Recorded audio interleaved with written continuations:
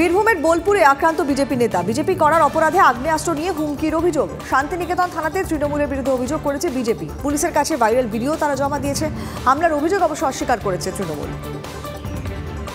বোলপুরে বিজেপি করার অপরাধে মারধরের অভিযোগ তৃণমূল কাউন্সিলরের স্বামী ও তাদের অনুগামীদের বিরুদ্ধে। বিজেপি নেতা অরুণ দাসকে আগ্নেয়াস্ত্র নিয়ে মারধর ও হুমকি দেওয়ার অভিযোগ। শান্তিনিকেতন থানায় লিখিত অভিযোগ দায়ের করা হয়েছে বোলপুর নগরমণ্ডল বিজেপির তরফে। দলবল মিলে এসে ঘিরে নিল আমাকে, ঘেরার পরে মারতে শুরু করে দেবো যে আবার তুই পার্টি করছিস, বিজেপি করছিস, তোর বহুত সাহস। তো রাজু মল্লিক আছে, সে আমাকে প্রথমে এসে ধরেছে, ঠিক আছে, বাবু দাসের ছেলে। বিজেপির তরফে একটি ভিডিও প্রকাশ করা হয়েছে যেখানে দেখা যাচ্ছে বাবু দাসের অনুগামী তৃণমূল কর্মী রাজু মল্লিক হাতে আগ্নেয়াস্ত্র নিয়ে হুমকি দিচ্ছে। বিজেপির অভিযোগ পুলিশ ও প্রশাসন সমস্ত কিছু জানলেও কোনো ব্যবস্থা নিচ্ছে না।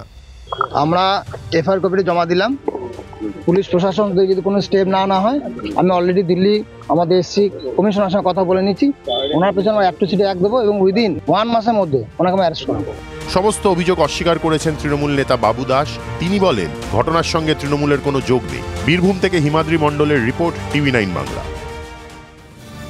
নাবালিকা খুনের ঘটনাতে আতঙ্কের আবহ এই মুহূর্তে মালদা শহর জুড়ে। মেয়েদের পার্কে খেলতে পাঠাতে ভয় পাচ্ছেন বাবা মায়েরা, এমনকি স্কুলে পাঠাতেও তারা এই মুহূর্তে আতঙ্কিত। নাবালিকা খুনের ঘটনায় ক্ষোভ ছড়িয়েছে মালদা শহরে, আর সেই ক্ষোভকে কাজে লাগিয়ে একেবারে গুন্ডাগিরিতে নেমেছে একদল দুষ্কৃতী। ব্যবসায়ীদের অভিযোগ, মালদা শহরের বিভিন্ন বাজার জোর করে বন্ধ করার চেষ্টা করা হয়, লাঠি সোঁটা নিয়ে হামলা চালায়, দোকান বন্ধ রাখার হুমকি শুনতে হয়, এমনকি পথ চলতি মানুষকেও হুমকির মুখে পড়তে হচ্ছে। বিশেষ করে 8 ও 9 নম্বর ওয়ার্ড এলাকায় কার্যত ঘরবন্দি মানুষ। ধৃত মূল অভিযুক্ত মাদক পাচার চক্রের সঙ্গে ওতপ্রোতভাবে যুক্ত। সে কারণেই মানুষকে ভয় দেখিয়ে সন্ত্রস্ত করে রাখতে চাইছে তারা। এখনো মানুষের মধ্যে একটা আতঙ্কের সৃষ্টি হয়ে আছে, যেই বোধহয় আবার একটা বন্ধ হবে, আবার একটা গন্ডগোল হবে। আমরা কিন্তু নিরাপত্তার অভাব বোধ করছি। পরিস্থিতি এখন ভয়ানক, ভয়াবহ অবস্থা। মানুষ বাড়িঘর থেকে বেরাবো কিনা তার ভয় পাচ্ছে। মাদক পাচার চক্র সহ বিভিন্ন অপরাধমূলক কাজকর্মের স্বর্গরাজ্য হয়ে উঠেছে উত্তর বালুরচর এলাকা। নিরাপত্তাহীনতায় ভুগছেন এলাকার মানুষ। মাঠে নেমেছেন সমাজসেবী। একত্রিত হয়ে পাল্টা লড়াইয়ে নামার প্রস্তুতি নিচ্ছেন তারা। মালদা থেকে শুভতোষ ভট্টাচার্য, TV9 বাংলা। সড়ক পথে যানজট মুক্ত করতে চম্পাহাটিকে হতে চলেছে রেল ওভারব্রিজ। ফ্লাইওভার কোন পথে হবে তা দেখতে চম্পাহাটিতে যান স্থানীয় বিধায়ক এবং প্রশাসনের কর্তারা। জমি দেখে প্রশাসন আশাবাদী কাজ করতে তেমন কোনো সমস্যা হবে না।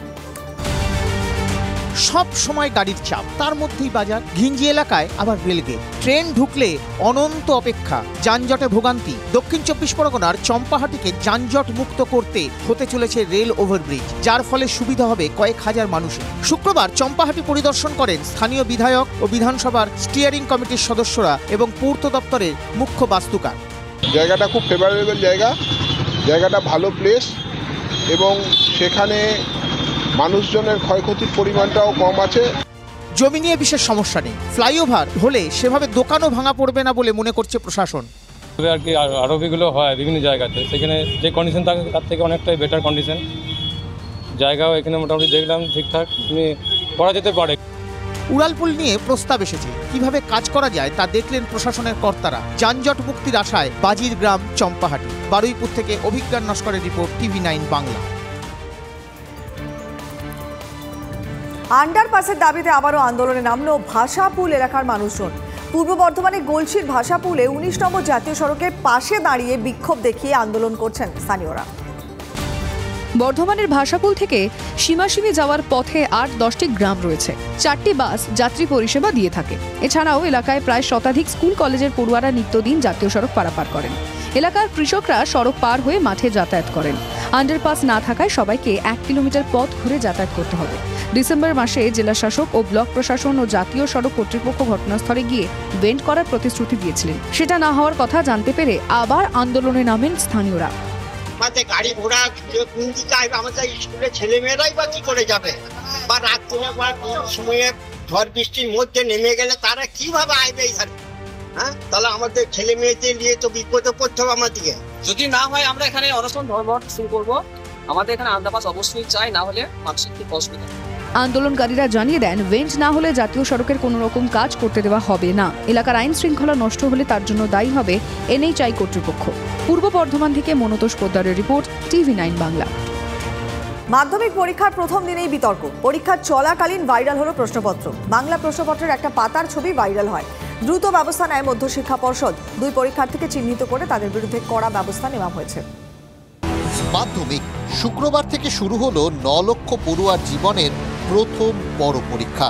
এবারে বেশ কিছু বদল ছিল, তার মধ্যে সবথেকে বড় বদল সময়ে। 12টা নয়, এবার পরীক্ষা সকাল 9:45 থেকে। তেমন কোনো বিপত্তির খবরও ছিল না। পরীক্ষা শেষ হওয়ার আগেই সোশ্যাল মিডিয়ায় ছড়িয়ে পড়ে বাংলা প্রশ্নপত্রের একটি পাতা। আচ্ছা, এই প্রশ্নগুলো এসেছিল, দেখো তো। আচ্ছা, এই যে শিশুর শরীরে কুসুমের মতো কোমল, এই বাক্য কোমল হলো, এই যে আইপিএল শুরু হলো, অর্থাৎ এই প্রশ্নগুলো এসেছিল না? প্রশ্ন হুবহু মিলে গেল। দুটি ছাত্র আমাদের রেজিস্টার্ড ক্যান্ডিডেট, তারা ছবি তুলেছিল, ছবি তুলে সেটা বাইরে যায়। Registration card, admit card ceased হয়েছে। এদের এবছরের মতন মাধ্যমিক পরীক্ষা শেষ। ভাইরাল প্রশ্ন নিয়ে প্রথম দিনে কড়া পথে হাঁটল মধ্যশিক্ষা পর্ষদ। এখন প্রশ্ন একটাই, এই কড়া দাওয়াই ভাইরাল রোগ আটকাতে পারবে তো? সুমন মহাপাত্র, প্রসেনজিৎ চৌধুরীর রিপোর্ট, TV9 বাংলা। প্রতিবন্ধকতাকে হার মানিয়ে মাধ্যমিক দিচ্ছে পুরুলিয়ার খেরওয়াল হেমব্রম। বাঁ পায়ে লিখে মাধ্যমিক পরীক্ষা দিচ্ছে জঙ্গলমহলের আরশা ব্লকের সিরকাবাদ হাই স্কুলের এই ছাত্র। সাফল্যের লক্ষ্যে নিজের জীবনের সাথে লড়াই করে এই পরীক্ষা।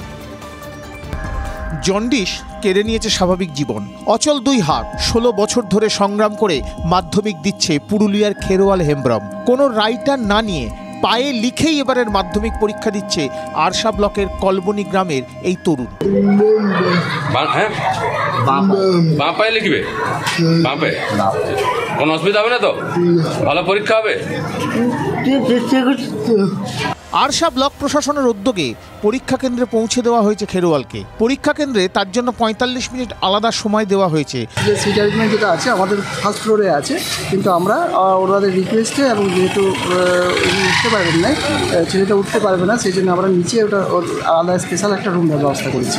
আমরা খুব গর্বিত এই সমস্ত ছেলেমেয়েদেরকে আমরা খুব ভীষণভাবে সহযোগিতা করতে পারছি এবং ওকে পরীক্ষা দিয়ে যাতে ও পাস করে এই শুভকামনাও আমরা করছি। সাফল্যের লক্ষ্যে নিজের জীবনের সাথে লড়াই করেই পরীক্ষা দিচ্ছে খেরোয়াল।